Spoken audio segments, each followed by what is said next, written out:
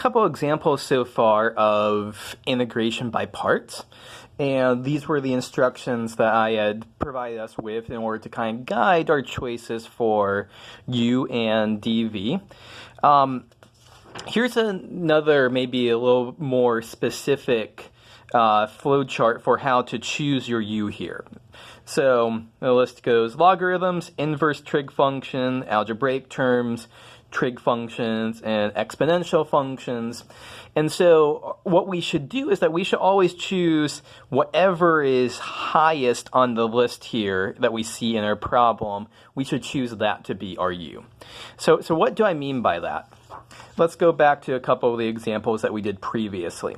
So here we see an x and we have an e to the x. So there's kind of two choices we could have here for u. We could choose x or e to the x. And so we would just say x is an algebraic term, and then here's an exponential.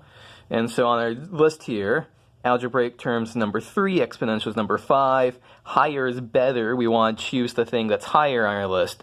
So we would choose the algebraic term that's x here to be our u. In another of the examples that we did, x times cosine x dx. So we have x is an algebraic term, cosine x is a trig function, 3 versus 4. We would choose 3 here. So this is a helpful chart for us to help figure out what's going on for when we want to choose u. So we'll keep this in the back of our mind. We'll look at this in other problems that we do. Here's a problem to look at that not only will be something to pull out of the chart, but also has one more twist in it. So evaluate the integral of arctangent of x. Recall that, so I'm writing arctangent x.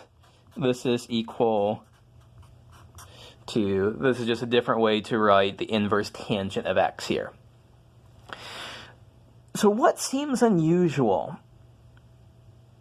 Well, I think the thing that's unusual here is that usually when we've been doing our integration by parts, we want to have a product around. You know, everything we've been integrating, x times e to the x or x times cosine x. You know, we want to write this as the integral of u dv, something, the integral of something times something. And we only see one thing here. So that might feel a little bit weird, but what we're going to do is that we can always just insert in an extra factor of 1 times something. We can always make this the integral of 1 times arctangent x. Okay, so now what consequences do we have here? Well, I see two things. So I see two possible choices here for our u. One, or arctangent x. One would fall into the bucket of the algebraic terms. Arctan x, that's an inverse trig function. And so actually, this chart says we should try, our first thing we should try is set u is equal to arctangent x. So let's try this out. So u is going to be arctangent x. And then 1 times dx, that's going to be our dv. So let's write out everything. U is arctan x. Dv is equal to dx. So this says that v is equal to x. That's a little bit unfortunate. We usually want our v to be simpler than dv, and we're going in the wrong direction, but I assure you this is going to work out. Du, what is du? The derivative of arctangent is 1 over 1 plus x squared. So du is 1 over 1 plus x squared times dx. So writing out our formula, the integral of u dv is uv minus the integral of v du.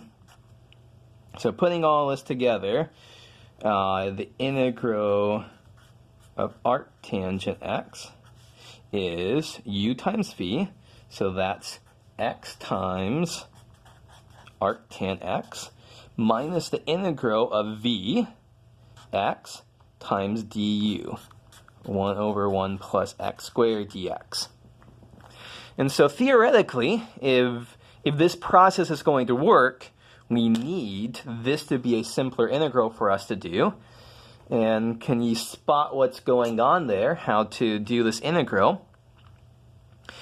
So this is actually an integral that we can do with substitution without too much difficulty.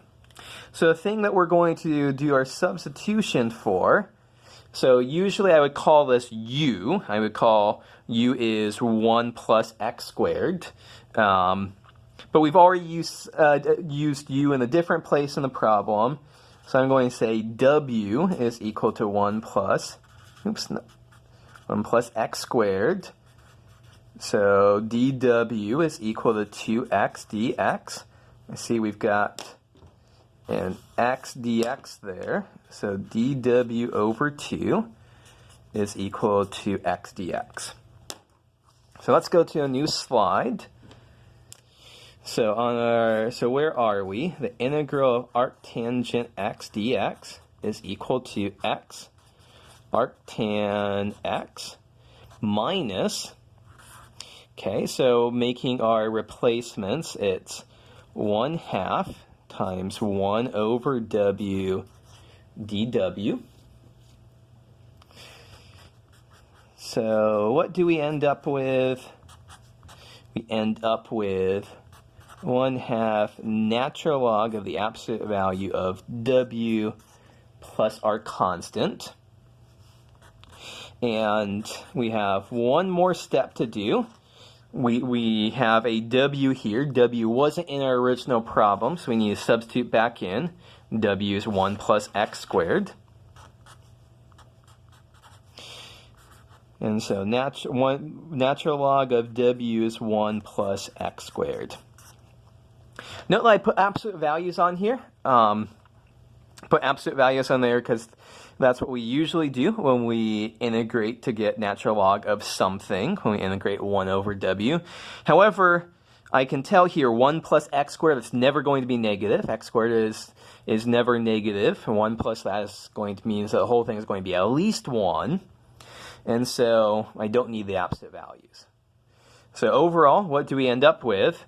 The integral of arctangent x dx is x arctan x minus 1/2 times log of 1 plus x squared, that plus c. If we want to, let's real quick check this. Take the derivative.